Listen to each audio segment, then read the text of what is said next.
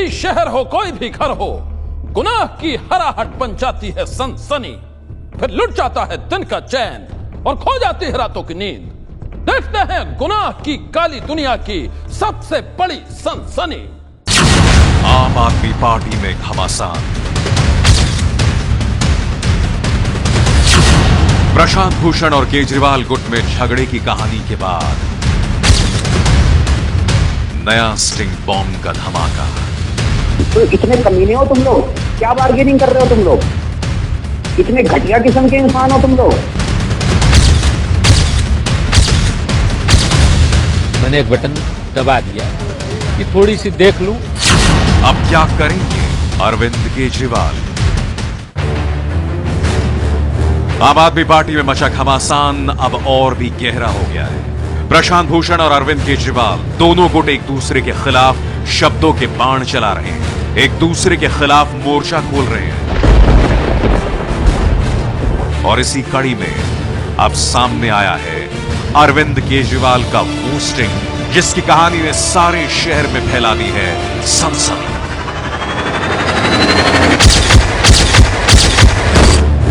अरविंद केजरीवाल का यह स्टिंग एक ऑडियो की शक्ल में सामने आया है।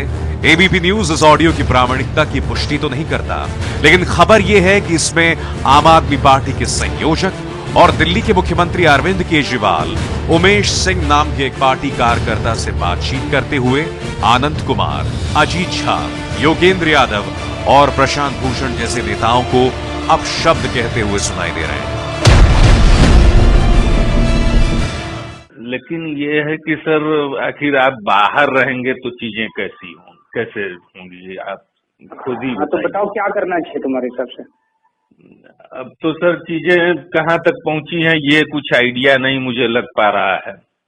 लेकिन ये है कि मैं एक चीज बस जानता हूँ कि आप में वो कैपेबिलिटी है। मैं देख रहा था कि आप नेक्स्ट बड़ा काम कर सकते हो, और ये भी देख रहा था कि उसमें कुछ लोगों की महती भूमिका आपके साथ हो सकती है। वो योगेंद्र, प्रशांत, आनंद, सारे लोगों की, और सब लोग आपको नेता मानते हैं, इसमें भी मैंने कभी कोई दो राय नहीं पाया। दूसरी टीम मैं ये मानता हूं कि उन लोगों के कंपैरिजन में उतनी इफिशिएंट तो नहीं दिख रही है। अब ये है कि आप और लीडर का मतलब होता है कि वो विभिन्न धारा के लोगों को एक साथ खींच के आकर्षित करके अपने साथ लेके चल दे। अगर ये चीज डेवलप है और ये आपने कर ली तो मैं दावे के साथ कह सकता हूँ इस देश में वैक्यूम है। मोदी का के बस की चीज नहीं है, उसे आपने दिल्ली में हरा के दिखा दिया। आप उससे बड़े नेता बन के उभर सकते हो। जहाँ तक चुनाव या संगठन विस्तार की बात है, ये सब चीजें जब वहाँ जिस राज्य में चुनाव घोषित हो उस समय तय की जाए। और आप भरोसा रखो, मैं उन लोगों से भी मिलता हूँ, कभी भी उन्होंने ये नहीं सोचा होगा कि अरविंद को रिप्लेस करके हमें लीडर बनना है। अरविंद को आगे करके वो सपोर्ट करना चाहते हैं। और कुछ चीजों में मैं ये मानता हूँ कि प्रशांत जी की जिद रहती है कि भाई और ये चीजें हैं तो ऐसे चलनी चाहिए। लेकिन ये भी मैं जानता हूँ कि आप इस लोकसभा चुनाव के पहले तक प्रशांत जी को कैसे मैनेज कर लेते रहे हो, तो कहीं मुझे कोई प्रॉब्लम दिख नहीं रही है। बहुत अच्छा। लेकिन ये है कि बस अब आपको अलग रखे हैं, शायद मुझे लग रहा है इसीलिए दिक्कत हो रही है। आप अपने को इन्वॉल्व करिए सर प्लीज। और मैंने कई बार आपसे कहा, मैं इस लड़ाई झगड़े के लिए नहीं आया था, मेरे को कोई इंटरेस्ट नहीं है इसमें। आप प्रशांत भूषण और योगेंद्र यादव के साथ आप मिलकर काम कीजिए, आपको मेरी बहुत बहुत शुभकामनाएं। मैं इस लड़ाई झगड़े के लिए नहीं आया था। अगर जरूरत पड़ी तो मैं आम आदमी पार्टी छोड़ के अलग पार्टी बनाने की सोच रहा हूँ। आप लोग संभालिए आम आदमी पार्टी, बहुत अच्छी टीम है। प्रोफेसर आनंद कुमार, पिछले 4 दिन में प्रोफेसर आनंद कुमार और अजीत झा ने जो कमीनपंथी करी है, मतलब इतना कमीना। उन्होंने कहा आरटीआई लागू करो, हमने आरटीआई लागू कर, हमने कहा ठीक है तैयार है, बातचीत चल रही है अभी दोनों गुटों में। उन्होंने कहा वॉलंटियर पार्टिसिपेट, हमने सारी बातें उनकी मान ली। अब कल वो कहते हैं ये तो हम बार्गेनिंग कर रहे थे, हमारा ये इन चीजों में तो इंटरेस्ट थी। तो इतने कमीने हो तुम लोग, क्या बार्गेनिंग कर रहे हो तुम लोग? इतने घटिया किस्म के इंसान हो तुम लोग, जो कम कैपेबिलिटी वाली हमारी टीम कह रहे हो ना, ये प्योर आदमी है हमारे में क्षमता कम हो सकती है, लेकिन हम दिल के काले नहीं है। ये लोग दिल के काले और ये लोग एक नंबर के कमीने लोग हैं। तो आपको शुभकामनाएं उमेश। सर ऐसा मत समझिए। सुनिए, मेरे को इसके ऊपर और कोई चर्चा नहीं करनी है, इसलिए मैंने अलग कर रखा है। अब ये देख लेते हैं क्या करने हैं, नहीं तो मैं अपने 67 MLA लेके अलग हो जाऊंगा। आप लोग चलाइए आम आदमी पार्टी, मेरे को कोई लेना देना नहीं। हमारी प्लीज देखिए, बात ये मेरी आपकी नहीं है सर, बात इस देश की। ये क्या तमाशा है आपका कि सारे मिलके चलो, उनसे जाके बात करो ना। उन सालों ने हराने में, तुम्हारी अच्छी टीम जो कह रहे हैं, उन्होंने हमें हराने में कोई कसर नहीं छोड़ी दिल्ली चुनाव के अंदर। उनको अब साथ लेके चले। किसी और पार्टी में होते उनके पीछे लात मार के उन पार्टी से बाहर निकाल देते सालों को। कमीने लोग हैं वो एक नंबर के, तुम्हें पता नहीं है वो क्या है। सर इतना नजदीक से तो मैं नहीं देख पा रहा हूँ, मैं समझ पा रहा हूँ। तो फिर मत बोलिए अगर नहीं देख पा रहे हैं तो, ठीक है। यहां हम आपको यह भी बता दें कि अरविंद केजरीवाल का यह नया स्टिंग उनसे कथित तौर पर बात करने वाले उमेश सिंह ने ही जारी किया है, और अब इस स्टिंग से शुरू हो गया है विवादों का नया तूफान। मैंने अपने लिए कि ये बात मुझे फिर से सुननी पड़ेगी, इसकी एनालिसिस। अभी बात किया, भूल गया क्या हुआ, क्या उन्होंने कहा, क्या मैंने कहा। मैंने एक बटन दबा दिया कि थोड़ी सी देख लूं कि आखिर, चूंकि बात बड़ी, हमें भी जो कहनी थी उसे भी मुझे सुनना था कि मुझसे कुछ गलत तो नहीं बोला गया।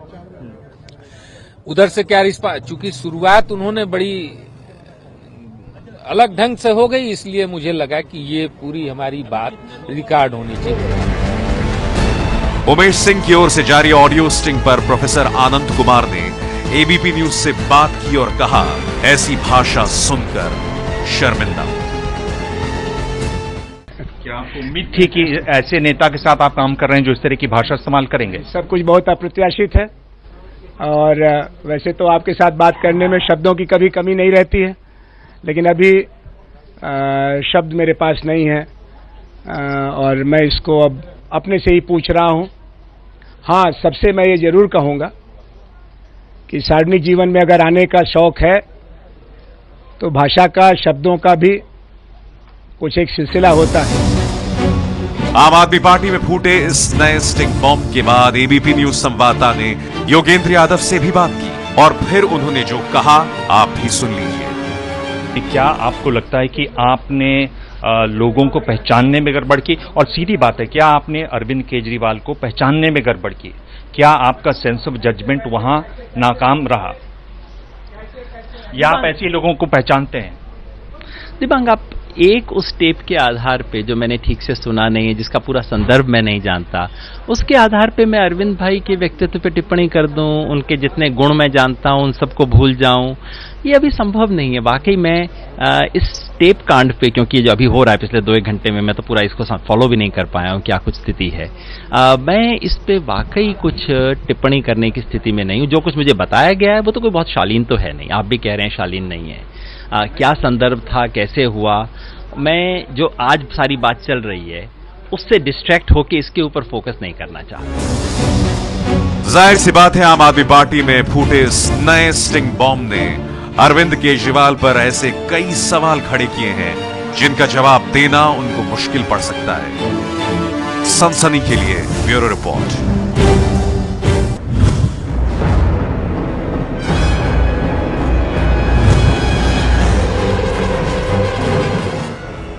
टीम केजरीवाल और टीम प्रशांत भूषण में पेच 5 मुद्दों पर फंसा है, लेकिन विवाद की जड़ में वो स्टिंग जिसने अरविंद केजरीवाल को सत्ता का लालची बताया था और कांग्रेस के साथ दिल्ली में दोबारा सरकार बनाने के लिए विधायकों की जोड़ तोड़ करते दिखे थे।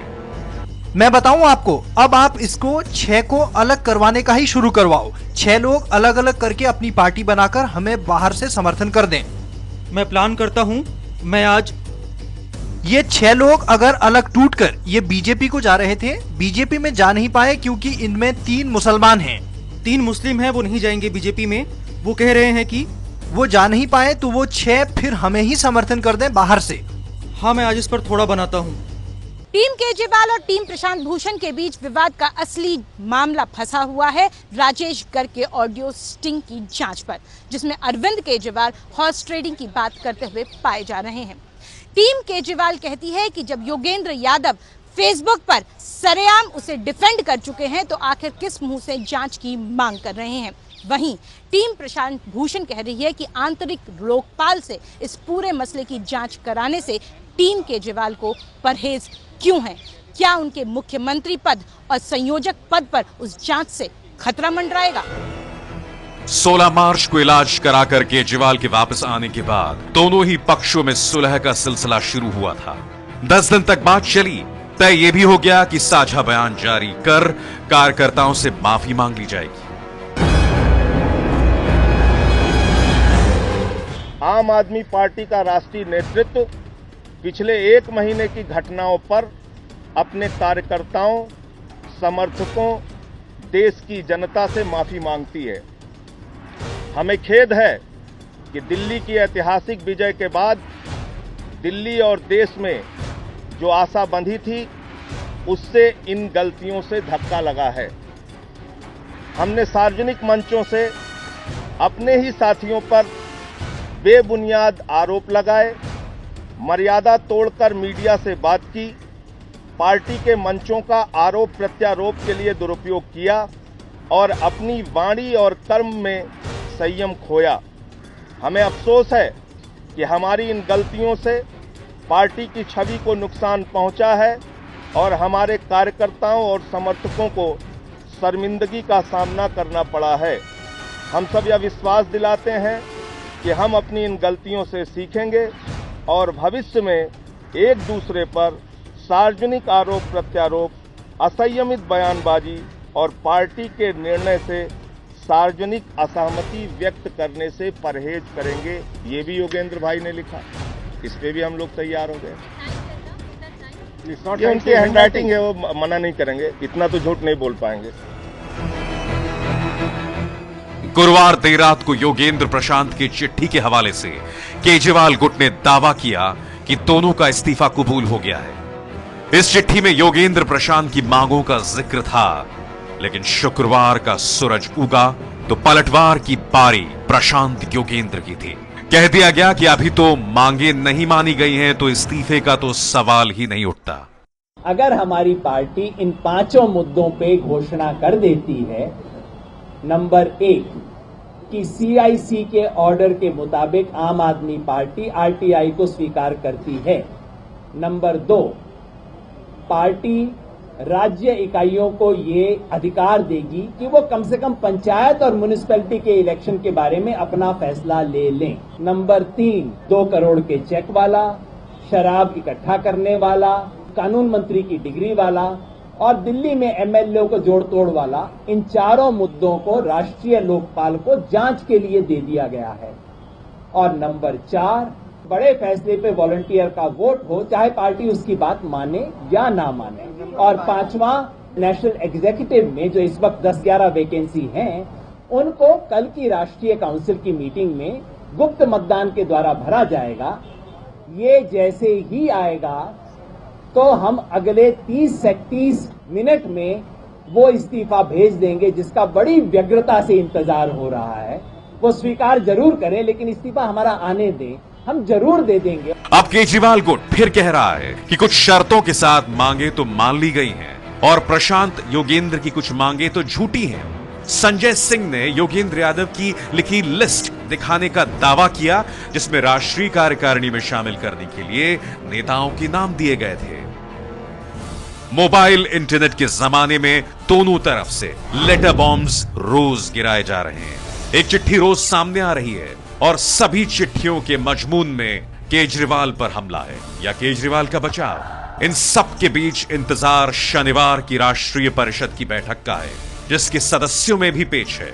आम आदमी पार्टी की राष्ट्रीय परिषद में फिलहाल 295 सदस्य हैं, जबकि राष्ट्रीय कार्यकारिणी में 23 सदस्य और PAC से योगेंद्र प्रशांत को निकालने के बाद 7 सदस्य बचे हैं। इन सब के बीच निगाहें टिकी हैं शनिवार को होने वाले राष्ट्रीय परिषद की बैठक में, जिसमें टीम प्रशांत भूषण डिमांड रख रही है कि वेबकास्ट कराया जाए और जितने भी राष्ट्रीय परिषद के सदस्य हैं उनके नाम सबके सामने जाहिर किए जाएं, जिस पर अब भी विरोधाभास बना हुआ है।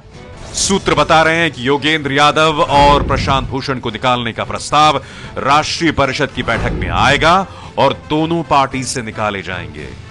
और अगर आपका घर टूटा तो 5 साल की सरकार चलाने से लेकर देश भर में विस्तार तक केजरीवाल के सामने नई चुनौतियां भी होंगी और नए दुश्मन भी।